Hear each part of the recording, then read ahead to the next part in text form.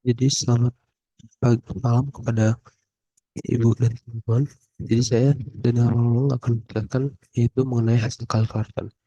Jadi mulai dulu dari pengertian. Hasil kalkulatan adalah jumlah senyawa yang dapat larut dalam suatu larutan pada suhu tertentu. Nilai hasil kalkulatan ini dapat dihitung dengan mengalihkan KS atau konsentrasi dengan selanjar tersebut. Nah, jadi dasar-dasar yang harus kita ketahui itu pertama adalah kelarutan. Nah, kelarutan ini adalah jumlah maksimum suatu zat yang dapat larut dalam sejumlah pelarut pada suhu tertentu. Nah, jadi kelarutan ini misalnya kita lihat di sini. HCl dalam kelarutan HCl dalam air adalah 1,2 kali 10 pangkat min 2 mol. Jadi kelarutan ini dia sama kayak molaritas, di mana itu bisa kita ekspresikan dalam satuan mol per liter, atau bisa juga kita nyatakan dalam gram per liter. Jadi bisa kelarutan ini seperti dan sejumlah jumlah yang dapat tampung suatu pelarut. Nah, jadi hal-hal yang berpengaruh mempengaruhi kelarutan itu adalah suhu, jenis pelarut, pH, dan ion senama. Nah, kita lanjut ke jenis-jenisnya. Jadi jenis-jenis dari si KSP ini adalah ada beberapa sebenarnya tepatnya kita bilangnya tahap, di mana itu tahap belum penuh, yaitu larutan masih dapat melarutkan zat terlarutnya.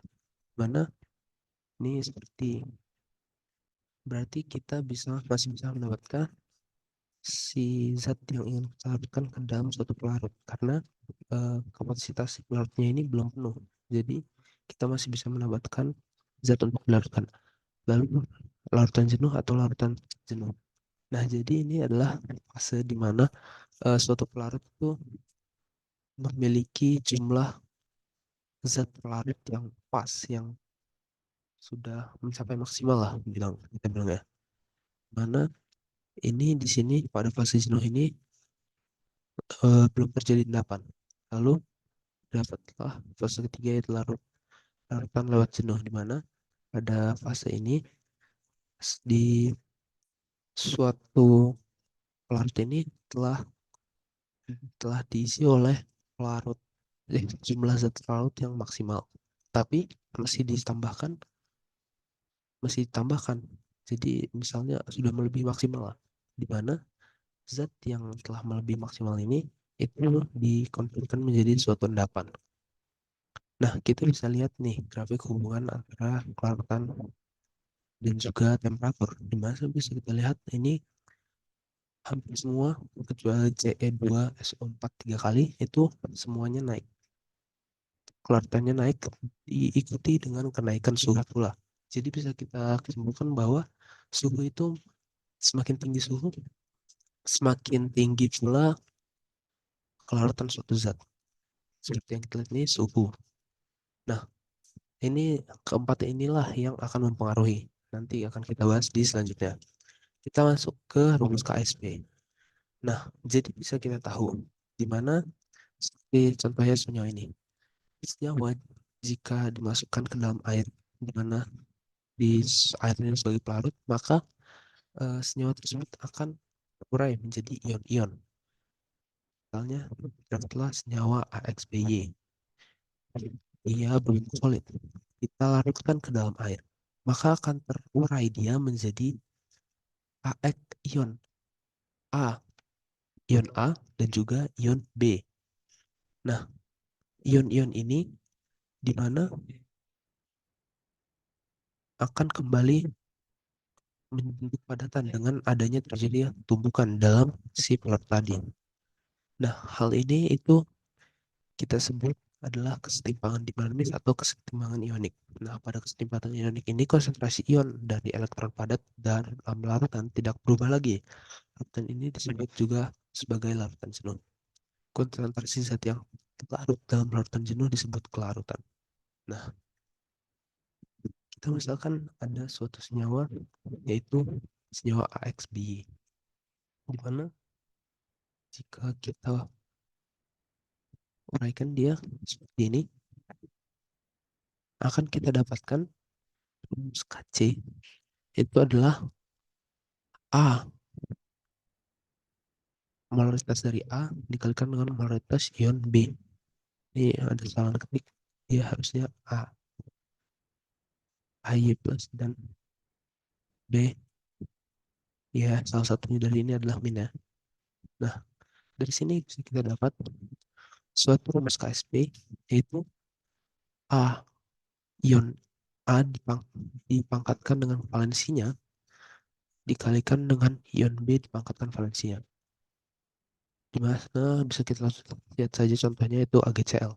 Di mana rumus KSP-nya itu adalah Clarton Ag dikali ion Ag dikalikan dengan Clarton ion Cl. Di mana atau di mana kita tahu kalau polaritas itu sama dengan Clarton. Jadi bisa kita ubah jadi KSP sama dengan S kali S. Begitu juga dengan CaCl2. Itu Clarton Ca ion Ca dikali polaritas ion Ca dikalikan dengan polaritas ion Cl dikuadratkan. Itu duanya ini kuadratnya itu adalah koefisien dari si Cl. Begitu juga dengan Al. Al OH 3 kali. Lalu meramal pengendapan. Jadi salah satu kegunaan KSP ini adalah untuk meramalkan pengendapan. Di mana untuk meramalkan pengendapan ini kita hubungkan KSP itu dengan QSP. Di mana semakin besar nilai KSP suatu zat semakin mudah larut senyawa tersebut. Nah, nilai KSP ini digunakan untuk memisahkan ion-ion yang terdapat dalam suatu zat, dalam suatu wadah. Nah, nilai KSP ini digunakan untuk meramal atau tidaknya terjadi endapan. Nah, ini seperti yang saya bilang ini, kita membandingkan nilai KSP dengan si QSP. Apa ini QSP? QSP ini adalah hasil kali konsentrasi molar ion dalam larutan dengan asumsi zat ionisasi sempurna. Nah, jadi bisa lebih jelasnya itu kayak QSP, KSP ini adalah nilai yang didapatkan oleh ilmuwan atau bisa kita bilang eh, bisa kita bilang ini adalah hasil penelitian mana secara teoritis inilah yang akan didapat, dan QSP ini adalah dia nilai eksak yang terjadi ketika uh, si eksperimen ini terjadi. Nah, kita lihat kalau QSP lebih kecil dari KSP larutan belum jenuh atau tidak terdapat. Terus QSP sama KSP itu tepat jenuh, dan QSP lebih besar dari KSP itu lewat jenuh. Atau lebih tepatnya bisa kita bilang kalau KSP inilah adalah nilai maksimalnya, QSP inilah yang dimasukkan. Nah, lalu kita lanjut ke pengaruh ion senama. Nah, apabila kita menambahkan ion senama ke dalam larutan jenuh yang berada pada kesetimbangan, maka menurut asas Le-Chatelier, kesetimbangan akan bergeser ke kiri, membentuk endapan. Dengan demikian, dengan penambahan ion senama akan mengulangi kelarutan suatu zat. Kita lihat seperti ini. Misalkan eh, suatu HCl dimasukkan ke dalam larutan AgCl. Berbalik. Eh, Suatu padatan AgCl dimasukkan ke dalam larutan HCl. Di mana di sini terdapat dua ion senama yaitu ion Cl. Maka kesetimbangan akan bergeser ke kiri sehingga jumlah padatan AgCl semakin banyak. Dengan begitu pula kelarutan AgCl akan berkurang. Kita lanjut ke pengaruh pH.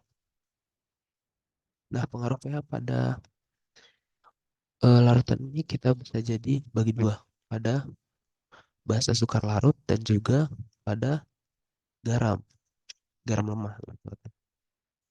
Di mana jika terjadi perubahan pH pada larutan, maka menurut asas Leketler, misalkan ada suatu senyawa MOH dengan MOHX solid itu yang bisa diuraikan menjadi M plus ditambahkan dengan XOH min. Nah, apabila pH dinaikkan, berarti H plus akan kurang. Dan hal ini juga akan diikuti dengan bertambahnya OH min. Dan demikian kesetimbangan akan bergeser ke kiri. Sehingga lebih banyak padatan MOHX yang akan terbentuk. Jadi kelarutan akan berkurang. Begitu sebaliknya, jika pH diturunkan, berarti H plus akan bertambah, OH min akan berkurang. Maka dengan demikian keseimbangan akan bergeser ke kanan dan akan lebih banyak pula padatan maka akan lebih sedikit padatan MOH X yang akan terdisosiasi menjadi ion. Lanjut ke pengaruh pH terhadap kelarutan garam dari asam lemah yang sukar larut. Nah, misalkanlah ada suatu senyawa MXAY diuraikan menjadi XMY plus ditambah dengan YAX min. Nah, anion AX akumin adalah basa konjugat yang relatif kuat karena berasal dari asam lemah Ha. Dengan demikian, anion akimin dapat berdisosiasi dan melepaskan ion OH-. Seperti ini. AXO. Ini ada tulisan ini AX. AX min tambahkan dengan H2O atau air, maka akan bentuk seperti ini. HA yaitu H dengan A. Ini adalah harusnya dikalikan dengan valensinya ya. Valensinya berapa tergantung dengan si X ini ditambahkan dengan OH-. Nah, dengan adanya pelepasan ion OH- itu akan menyebabkan perubahan pH. Nah, ini dapat mempengaruhi kelarutan dari MXAY. Pengaruh tersebut dapat dijelaskan menggunakan asas Cutler, di mana apabila pH diturunkan, H plus akan bertambah, OH- akan berkurang. Akibatnya konsentrasi AX akan berkurang. AX- berkurang yang menyebabkan keseimbangan ionik bergeser ke kanan. Baliknya dengan apabila pH dinaikkan, berarti H plus akan berkurang, OH- akan bertambah. Akibatnya konsentrasi AX- akan bertambah. Keseimbangan akan bergeser ke kiri. Ini berbanding terbalik dengan si ini. Untuk si basah. Nah, kita lanjut ke contoh soal. Nah, kita memiliki soal. Nah, di mana adalah suatu senyawa XOH 2 kali dengan pH 10 min log 2 dengan volume 1 liter dan massa padatan XOH ini dalam suatu larutan dengan volume 1 liter itu dalam larutannya yang bervolume 1 liter itu adalah 38 kali 10 pangkat min 4 gram. Nah, kita tahu bahwa MR dari OH min itu sama dengan 17. Kita ditanya ARX. Nah, dari sini apa yang harus kita lakukan? Pertama-tama yaitu kita harus mencari molaritas dari OH min. Di mana kita tahu kalau kita bisa mencari molaritas dari OH min itu dari pH-nya, di mana pH itu sama dengan 14 dikurangi dengan pOH, sehingga kita dapat pOH-nya itu sama dengan 4 min log 2. Ini maaf tadi ada yang salah, dimana pH-nya itu adalah 10 tambah log 2.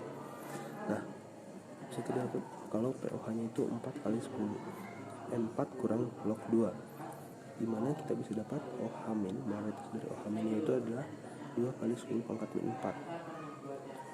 Nah, dari sini kita lanjut ke memecah si senyawa XOH-nya ini, dimana XOH itu dia terdiri atas X2 plus tambah 2 OH min. Nah, dari sini kan kita dapat kalau molaritas OH minnya itu adalah 2 kali 10 pangkat min 4, dimana bisa kita ketemu dengan dikalikan dengan volumenya, di mana volumenya itu 1 liter, maka bisa dapat molnya itu sama dengan molaritasnya itu 10 pangkat min 4, sehingga kita dapat sini adalah 2 kali 10 pangkat min 4.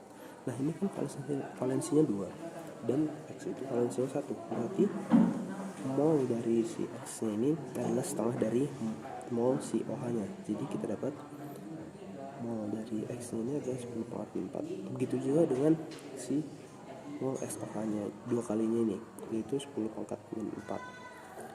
Nah, habis itu bisa kita cari yaitu MR nya si XOH ini, dimana MR itu sama dengan massa per mol. Itu berasal dari rumus N sama dengan massa mol sama dengan massa per mR. Nah, bisa kita dapat mR sama dengan 38 kali 10 pangkat min 4 dibagikan dengan 10 pangkat min 4. Lalu bisa kita dapatlah mR itu sama dengan 38. Nah, ini kan mR. Kita bisa cari AR si X itu dengan mengurangi 38 dikurangi dengan si MR OH min. Nah, OH min dalam senyawa XOH 2 kali ini kan ada 2. Berarti dikurangi dengan 17 dikalikan dengan 2 sama dengan 38 dikurangi dengan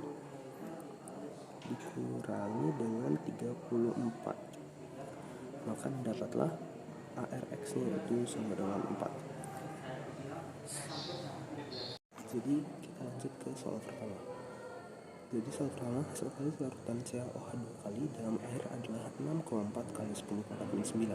Tentukan larutan CaOH 2 kali. Ini kita bisa temukan dengan pertama mencari dulu rumus dari KSP-nya. Kita bisa uraikan dulu, dimana CaOH 2 kali itu bisa diuraikan menjadi Ca2 plus tambahkan dengan 2 OH min. Nah, dari sini kita bisa mendapatkan rumus KSP-nya itu sama dengan Ca2 plus tambahkan dengan OH min kuadrat. Tetapi dikarenakan kita tidak tahu, jadi kita pakai, karena di sini kita carinya adalah larutan, jadi kita bisa jadi KSP sama dengan 4S pangkat 3, dimana ini berasal dari S dikalikan dengan 2S kuadrat. Nah, kita tahu KSP adalah 6,4 kali 10 pangkat min 9 dengan S, dengan mencari S kita seperti ini. Nah, untuk mencari S berarti kita bisa mendapatkannya itu dengan akar pangkat 3 dari 6,4 kali 10 pangkat min 9 dibagikan dengan 4, dimana ini bisa kita bagi akar 3 dari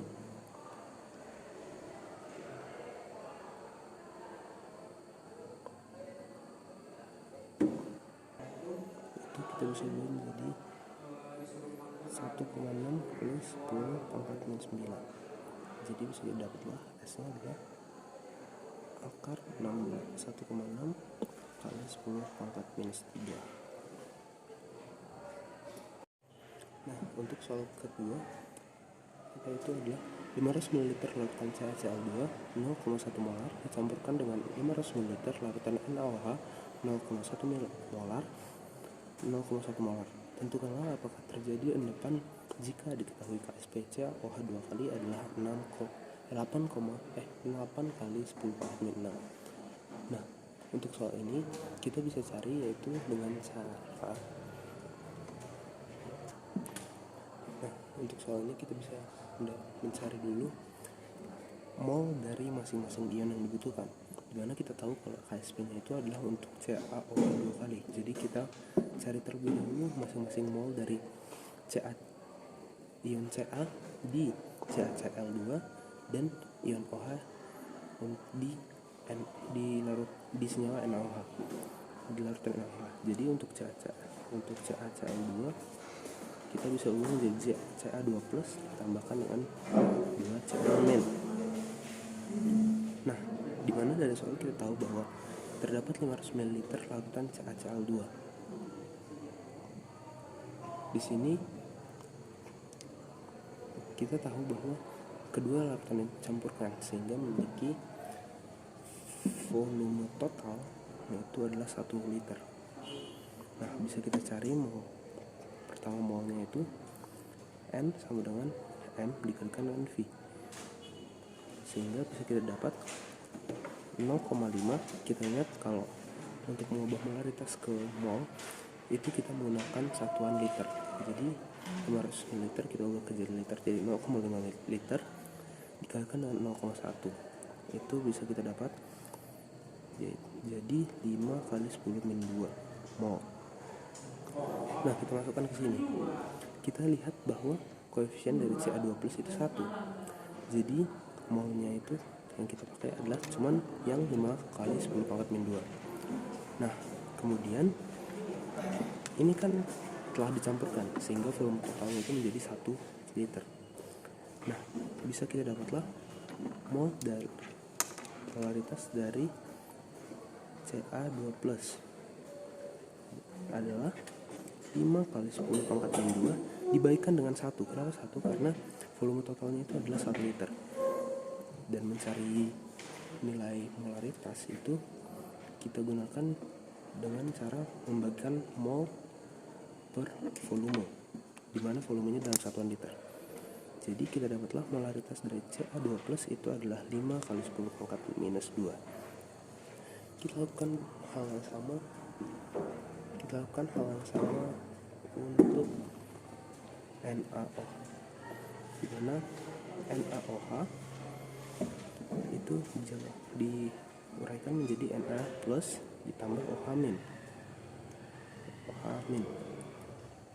Nah, ini untuk mol ini berlaku untuk kedua senyawa ini karena diketahui memiliki kedua larutan ini memiliki volume dan juga molaritas yang sama.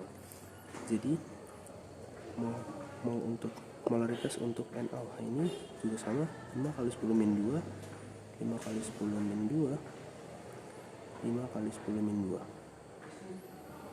Kita dapatlah molaritas dari OH min dari yang berasal dari NaOH setelah dicampurkan adalah 5 kali 10 pangkat min 2.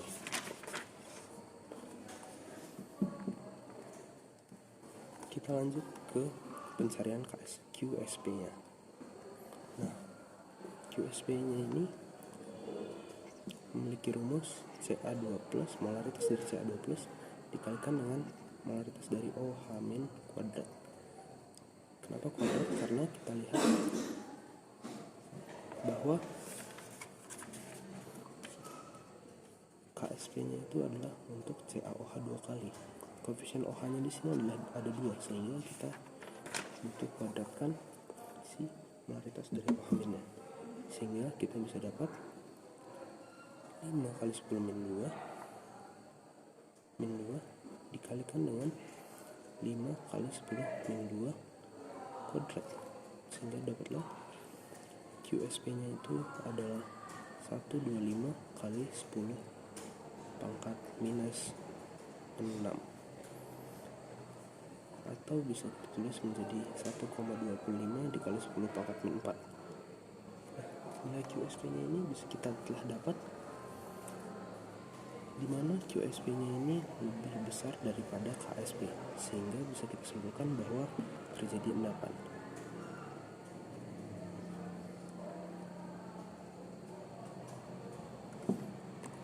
Kita lanjut ke nomor ketiga. Larutan jenis XOH 2 kali memiliki pH 9. Tentukanlah unsur X di SPU jika KSP XOH sama dengan 5 kali 10